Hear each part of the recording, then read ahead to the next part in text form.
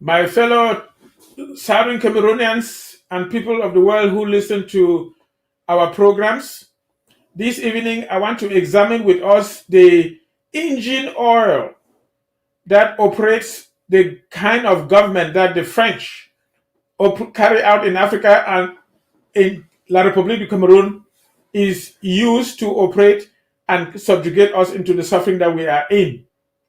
And that is bribery, corruption, and total falsehood, constantly telling lies. Now, I'm going to start with this breaking news, and then I will take us back to when our independence was compromised to see how this practice has literally disrupted our society and led us to where we are today. The breaking news here, we all know that Biya currently is in Switzerland and in Europe. He carried his family there, and people think it's for health, but I personally believe it's for damage control.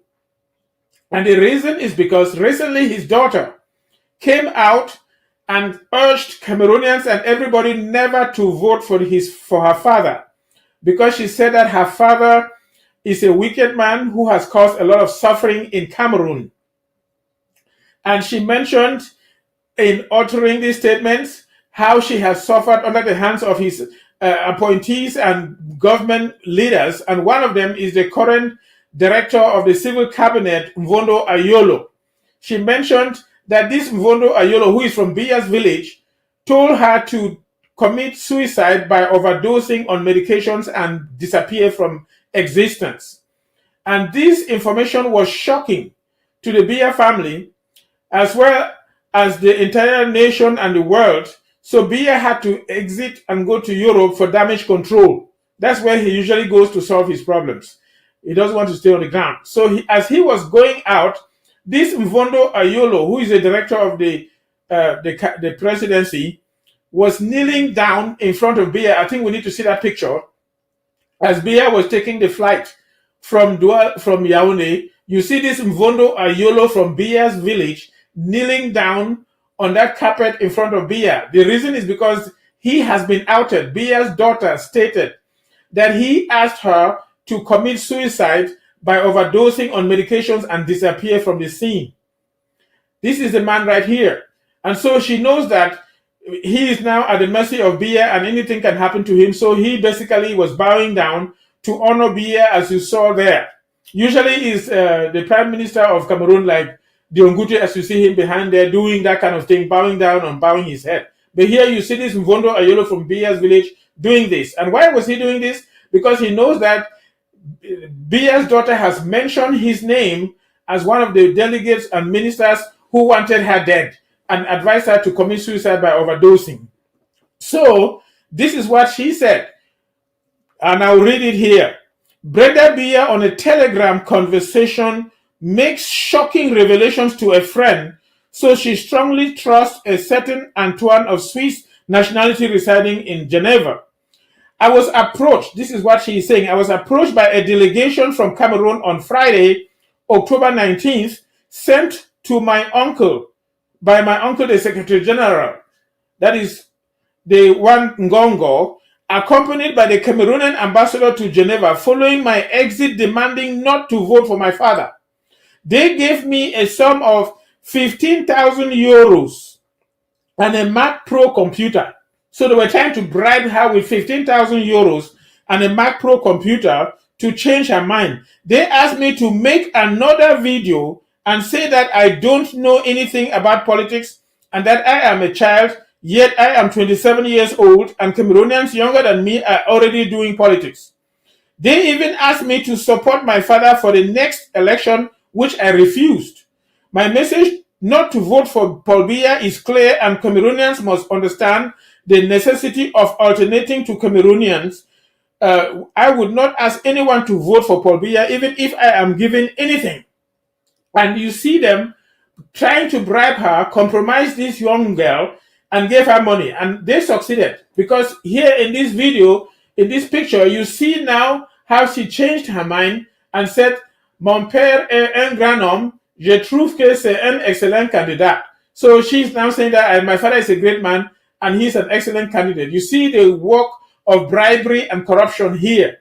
So she came out and spoke the truth. They went and bribed her, and then she wrote this message to her friend how they were trying to bribe her with 15,000 euros and a Mac Pro computer, and they eventually succeeded. And you saw how she is now saying her father is a great person and she thinks that he's an excellent candidate. So basically, Biya had to go to Europe for damage control after she made those utterances. And this man who was outed is now feeling guilty because he can go in like Merengo, who also felt important, was locked up and he's still in jail. So he can end up in jail. That's why you see him bowing there. But basically, this is a concrete example of bribery and corruption, even now as we're speaking in broad daylight.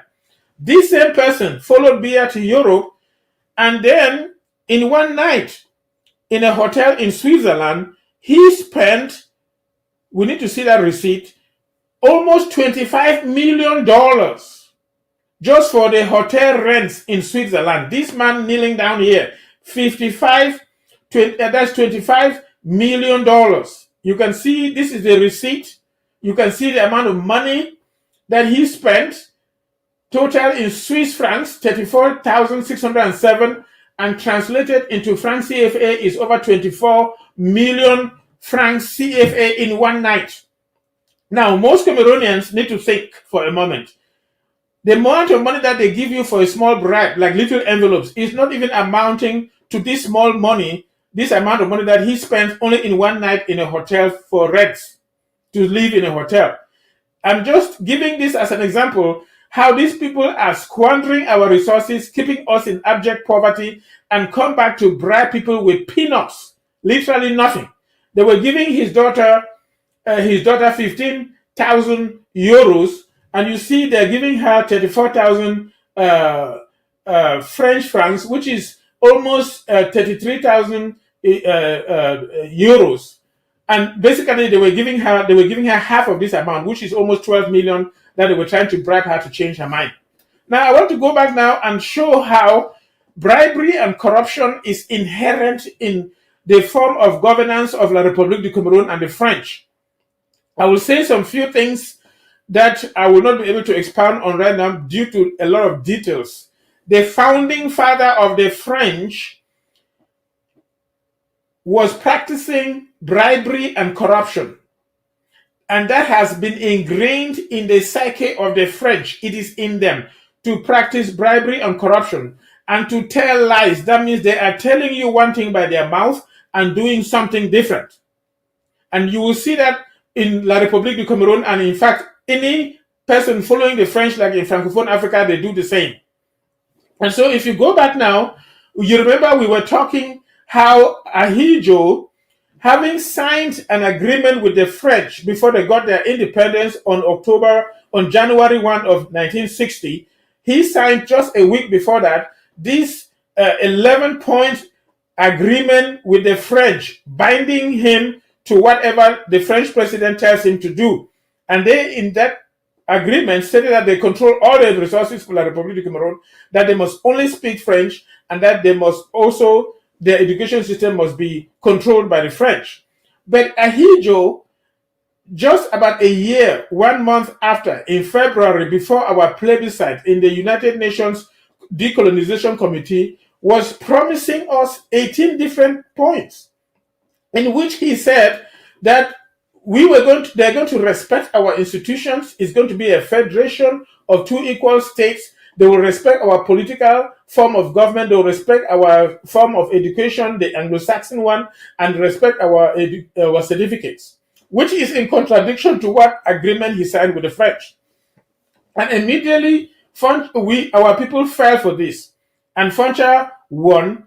Then you notice that very early on, in the early 1960s, around 1963, they started dismantling all those promises. In fact, Bernard Fonlon, the educated professor from Bui, who was long time in Yaoundé, has started complaining in 1963 how the promises that Ahidjo made were being compromised already. And then by 1966, Ahidjo used EML Ndele to advocate to change the form of government by abolishing all political parties and forming only one political party. So the question is, how did he succeed to convince even Endele, a die-hard leader who led us from Nigeria to Boya and who wanted us to rather join Nigeria? How did he convince him to now follow what Ahidjo was telling him to abolish all political parties? The proposal came from Endele. The other thing is, when they went to Fumban to negotiate our coming together, Ahidjo said, according to the proposed constitution that we gave you, and our forefathers were surprised that they had given a proposed constitution to Foncha, which they never saw. So the question is, what did they do to Foncha that he took this proposed original constitution and did not share it with the other forefathers to read it and exercise political activity, discussions and debate, and basically come to an agreement before they go to Fumban? And I want to propose to us that it is this bribery and corruption. It is possible that they had given something to Foncha to work with them and make sure that our people will remain under French control. And I believe it is bribery and corruption. Same thing I believe with Endele as well. And the reason I'm saying this, I will bring out further, is because, as we know, early on in the early 1960s, the French president took Egbe Tabi as well as Foncha and was collaborating with them to dismantle our institutions, as I had said before. I wanted to read the details so that you hear it exactly as it was stated. But basically, they had co-opted Muna as well as Egbe Tabi to be collaborating with the French. So let me read here. It says, it should be recalled that the process began in earnest when Amadou Ahidjo used Dr. E.M.L. Endele to propose the dissolution of all political parties. How did he use Endele? And I'm proposing that it's through bribery and corruption and the creation of a single political party. Then it goes further to say that very early on, they had co-opted, Ahidjo had co-opted Muna as well as Egbe. Now this is where it comes. It says, having illegally and unconstitutionally appointed Solomon Tandeng Muna as Prime Minister of West Cameroon, the stage was gradually being set for the total annexation of the Southern Cameroons, as he just comrade in destruction of the West Cameroonian nation. Tandeng Muna couldn't muster the courage to live in Boya.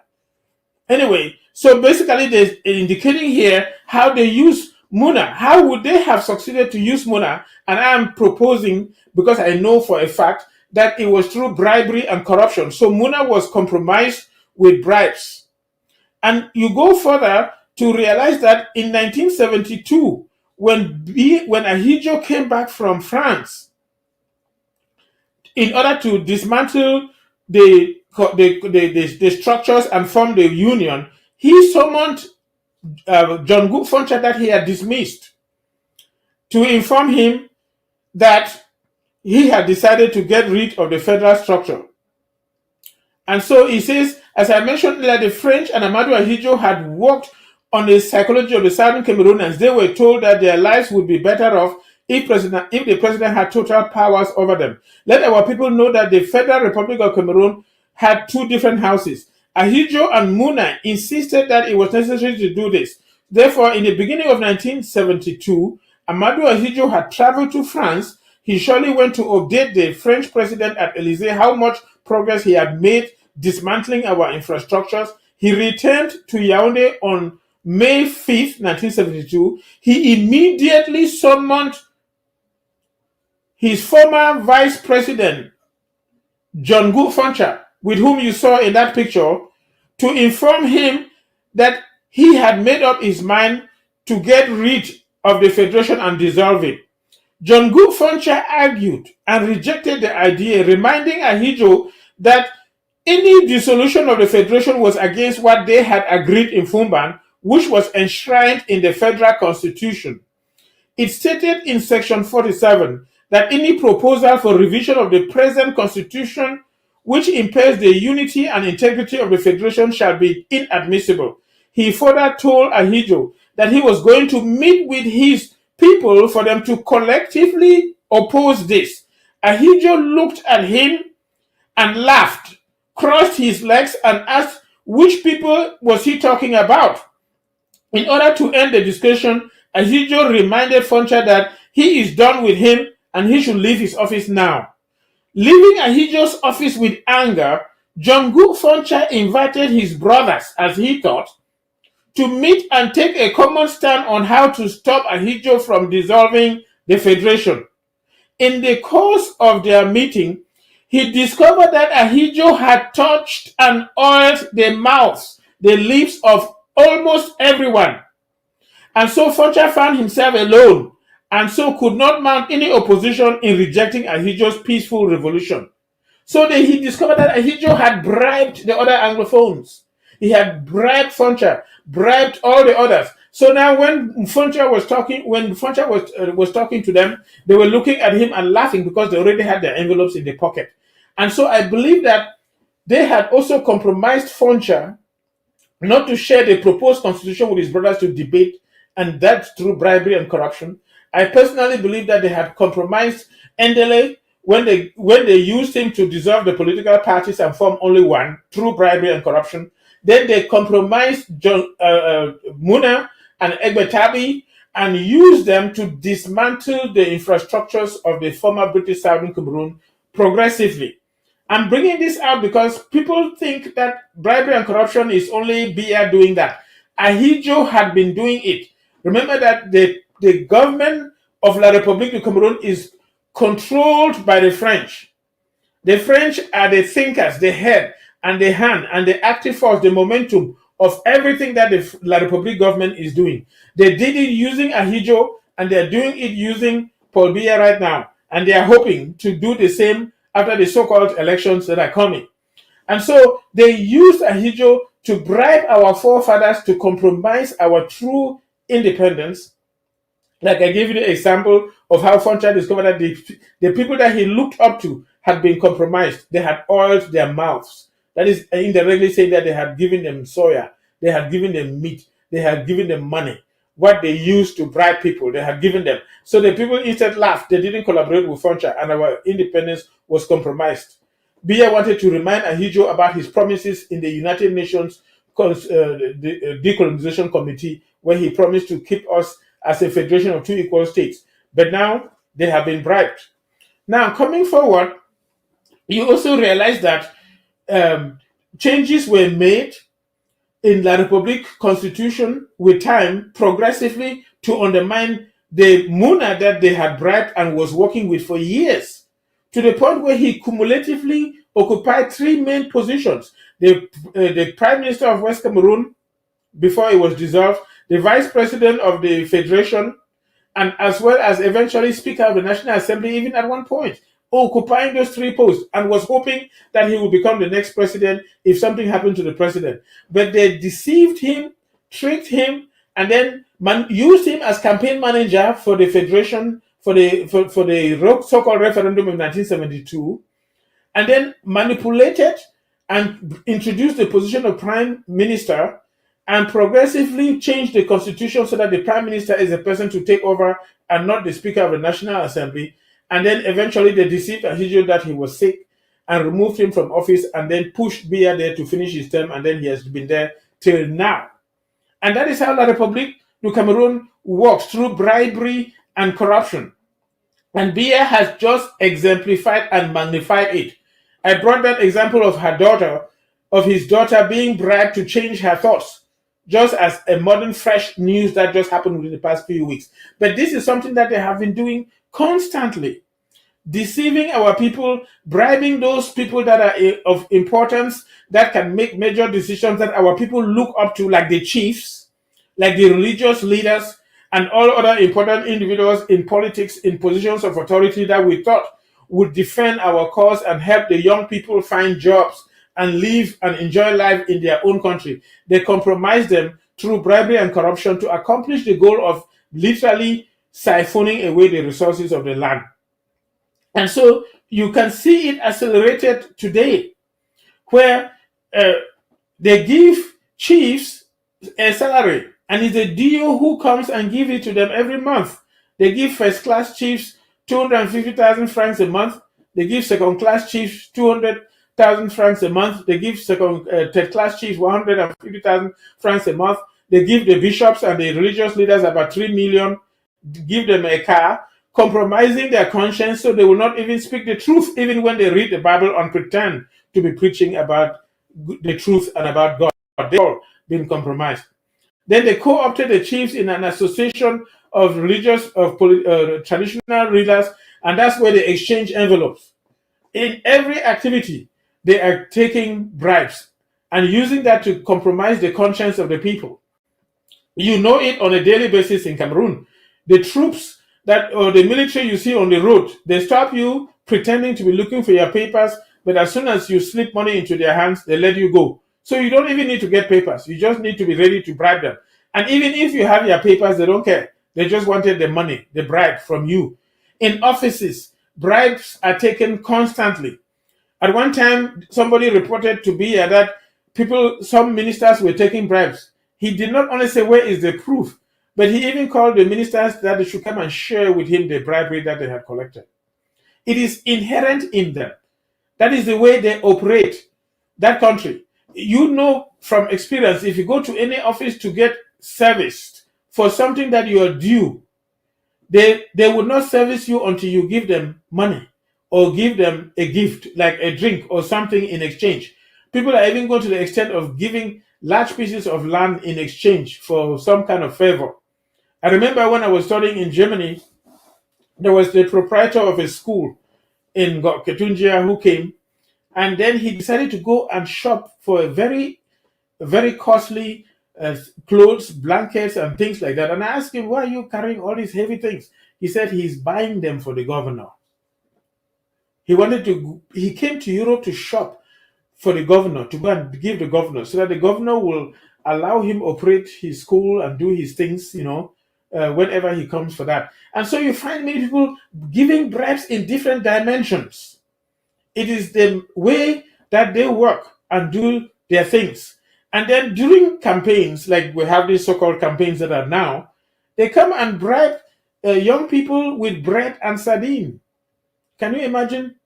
This so-called director of the cabinet of the president squanders 25 million in one night in a hotel in Switzerland. Young boys who are struggling and can hardly have 2,000 or 3,000 francs to live on, they come and bribe you with bread and sardine to compromise your conscience so that you will allow them to continue the looting and the stealing to continue, to keep going on. That's the same way that they have also deceived the local authorities. So that if you look at the money that they come and give the chiefs, what is 250,000 francs a month? If you multiply that by 12, it comes to just about 3 million compared to 25 million in one night. And that is like nothing.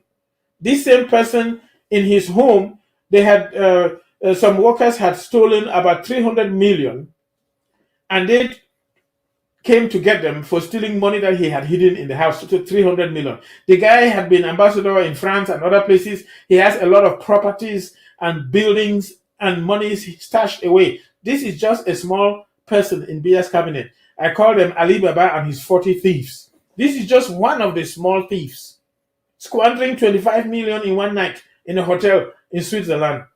So you can only imagine what Ali Baba himself is squandering. Because as he is living, he is carrying a delegation. And they had shown how in the Hotel Intercontinental, they will be squandering millions, over 75 million, francs CFA, if you want to call that, just in one day. Then you can imagine the duration that he lives there. And this is just what is thought of. You don't yet know the other expenditures that not only his wife does, but the children and other people. And that's how they squander our money and come and buy your conscience with bread and sardine, with a little 250,000 francs, with a little 3 million francs that they give the bishops to compromise their consciences so that they will continue the looting. Like I mentioned, since they started harvesting oil from the southern Cameroons, they have had over $600 billion. that has been siphoned into his private account, and so he's just taking small pieces from there to bribe people with bread and sardine with the little small money that they're giving. This, your so-called prime minister, came and lied in the southwest that the Sonara will be reconstructed in Limbe or Victoria, and that no refinery will be constructed in Kribi.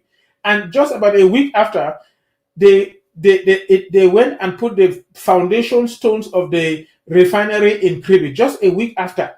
And this is the information that has come out. His son was made the chairperson of the committee working on building the refinery in Kribi. Remember that they have instructed him to remove his Southern Cameroonian wife and marry a Bulu Beti. So he now has a Bulu Beti wife. And you see how they have deceived and compromised his son with a position, a symbolic position, a window dressing position as the chairman of the committee building refinery in Kribi. So he and his family feel like they're fine. They have money, they have Mercedes, they have houses. But what have they done?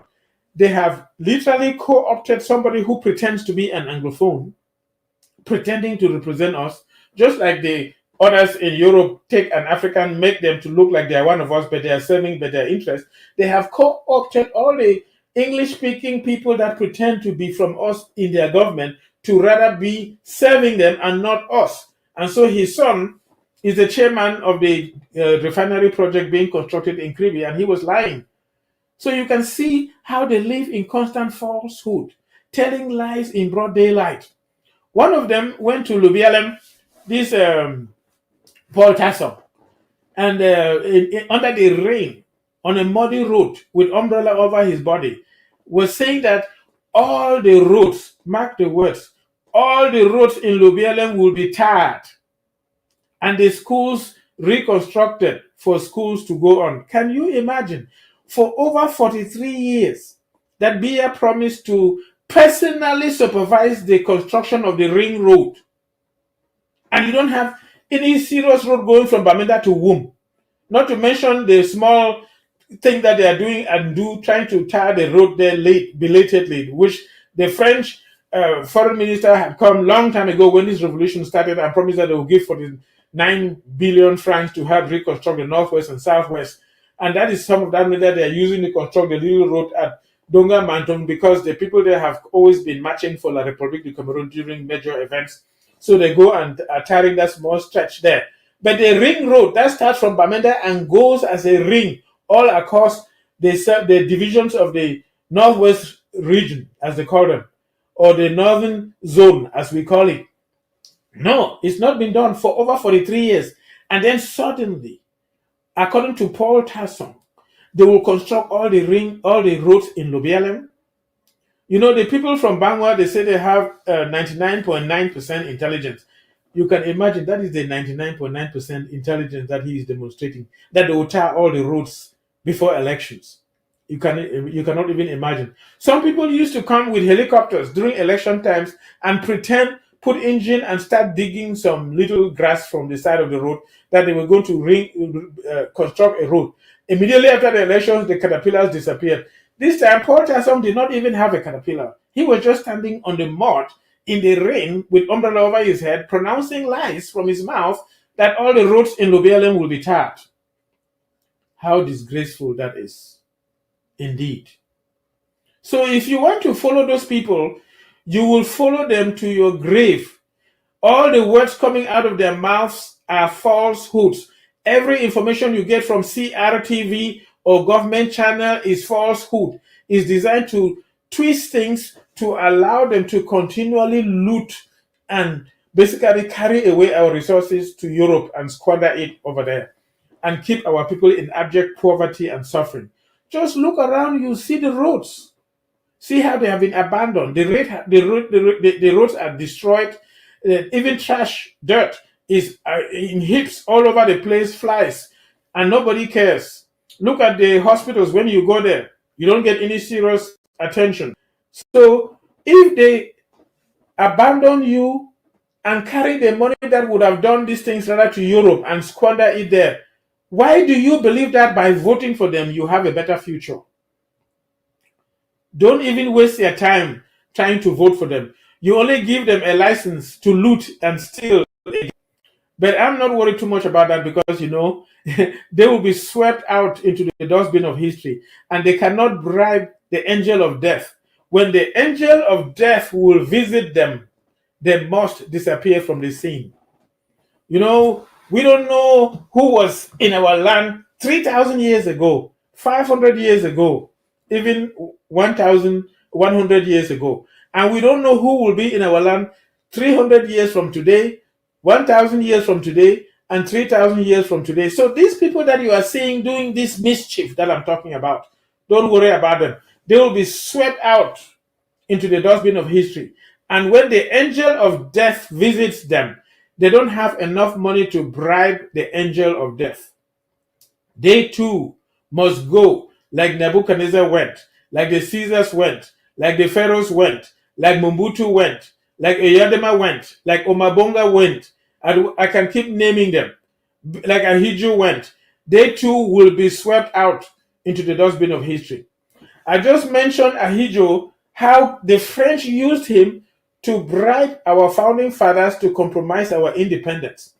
Ahiju was a towering dictator as I was growing up. You were afraid to mention his name because you don't know who is a spy. And they could pick you up and kill you at any time. But today, most people in La République du Cameroon don't even know that Ahiju existed. When you talk to the majority of the young people, they wonder what you're talking about because they have all been born during the era of Paul Biya. And so they don't even know that there was a former president called Ahiju. They didn't even experience him and they don't even hear about him. He died in 1989. And when it was announced, it was almost like if something happened to a chick or a cock or a fowl that was hit on the side of the road by a car. And I said, what? Is that not the Ahiju who was a towering dictator when I was going to school? And when I was in Cas Bambly, people were afraid to mention his name because you didn't know who was a spy. And now he dies in 1989. And they announce it like nothing happened. No ceremony. He's not even been celebrated as a first president who literally ushered in the so-called independence of La République du Cameroon. His corpse is out of the country. He was condemned to death, never to show up again, and he's despised. And even during this election time, when some of his people from his origin, like Issa Chiroma, my Bagari, a different story there, was trying to go there, they banned him from going there. They refused people from going. They despised him. Can you imagine what happened to Ahiju? But when Ahiju was there, he is the same Ahiju who told Foncha that get out of my office. I have made up my mind to get rid of the Federation. See how he has been despised and undermined at the end. And people are begging that they should honor him and bring his corpse back. I can tell you also, these individuals that you are seeing right now, Ali Baba and his 40 thieves, will be swept out of sight into the dustbin of history. Just like Ahiju and his henchmen were swept out.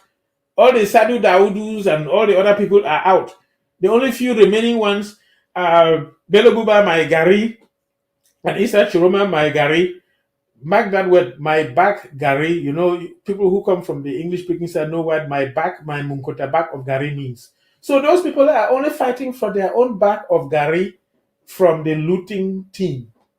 That's all they're fighting for. They're just pretending to campaign for presidential elections because they will not win. And I showed how Issa Chiroma went and met the French ambassador and got his instructions. So he's just doing according to guidance from the French. And to deceive the people so that no genuine revolution emerges from among the Northerners.